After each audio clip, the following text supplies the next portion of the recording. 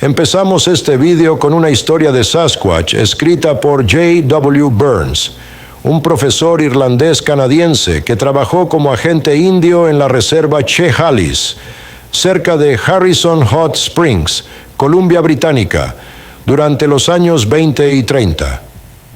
Los nativos con los que trabajaba le contaban historias sobre los peludos gigantes salvajes que, según decían, rondaban las montañas circundantes y que seguían apareciendo de vez en cuando en el valle de Agassiz Harrison.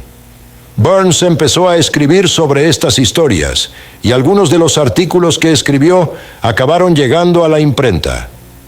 Puede que recuerde algunas de las historias de Sasquatch de Burns, de mis libros Mysteries of Canada, volúmenes I y Sebundunde, y de otros vídeos de este canal. Una de las historias de Burns apareció en la edición del 2 de marzo de 1938 del Chilliwack Progress, un periódico con sede en Chilliwack, Columbia Británica, justo al suroeste de la reserva Chehalis.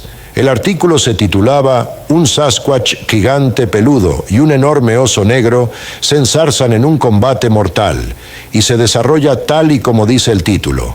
La historia de este insólito drama de la naturaleza salvaje, como decía el artículo, comenzó una tarde de finales de febrero de 1938, cuando 3 nativos de la zona salieron a pasear por las orillas del río Chehalis, un estrecho cauce de montaña que desemboca en el río Harrison, cerca de la reserva de Chehalis, el cual, a su vez, desagua en el río Fraser al sur. Los 7 kilómetros inferiores del río Chehalis discurren por una llanura arbolada, mientras que su tramo superior, que atraviesa las escarpadas montañas Douglas, forma lo que se conoce como el Cañón Chehalis. Mientras caminaban por la orilla del río Chehalis, no lejos de la desembocadura del cañón, los 3 nativos se sobresaltaron al oír un ruido espantoso en el bosque. Estábamos de camino a casa después de todo un día de caza sin éxito en las montañas Chehalis, dijo Jimmy Cranebach, uno de los testigos. Acabábamos de cruzar la carretera del gobierno a la altura del río Chehalis, a 1 milla más o menos al norte del poblado indio, cuando de repente oímos un estruendo en el bosque delante de nosotros que sacudió los abetos y cedros de alrededor y asustó a los cuervos y arrendajos azules de sus nidos. Nos detuvimos a escuchar.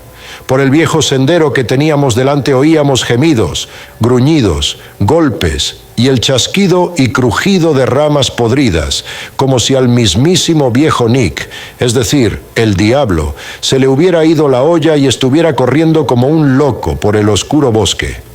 Temiendo que un anciano Chehalis hubiera tenido un encontronazo con un oso hambriento recién salido de la hibernación, mientras recogía raíces para hacer cestas, los cazadores desenfundaron sus rifles y se dirigieron en dirección al enervante estruendo.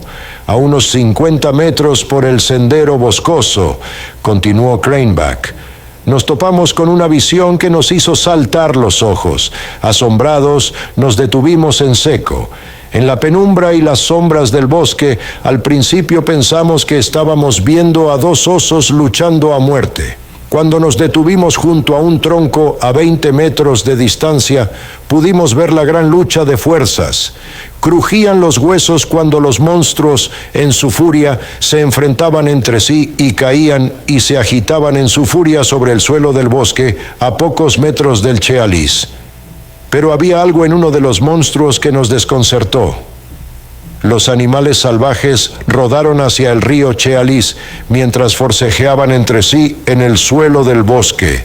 Ansiosos por aprovechar la llegada de tan grandes animales antes de que cayeran al agua y se volvieran irrecuperables, los cazadores alzaron sus rifles y se prepararon para disparar cuando uno de los animales bramó una articulación que sonaba casi humana.